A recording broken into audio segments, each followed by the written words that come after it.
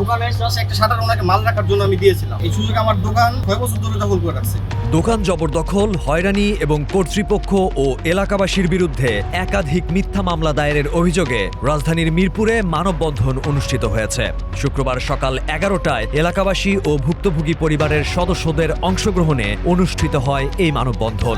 দখলদারের বিরুদ্ধে direct action, মামলাবাজের বিরুদ্ধে direct action. মানববন্ধনে অংশগ্রহণকারীরা অভিযোগ করেন 2022 সালে একটি চুক্তির মাধ্যমে অভিযুক্ত ব্যক্তির কাছে দোকান ভাড়া দেয়া হয়। তবে পরবর্তীতে তিনি নিয়মিত ভাড়া পরিশোধ না করে বিভিন্ন কৌশলে দোকানটি দখলের চেষ্টা করেন। পাশাপাশি ভুক্তভোগী পরিবার, স্থানীয় বাসিন্দা এবং সংশ্লিষ্ট কর্তৃপক্ষের বিরুদ্ধে মোট 12টি মিথ্যা মামলা দায়ের করে হয়রানি অব্যাহত রাখেন বলে অভিযোগ করা হয়। প্রথমে উনি একজন মামলাবাজ করেন, প্রত্যেকটা কথায় কথায় মানুষের নামে মামলা করেন।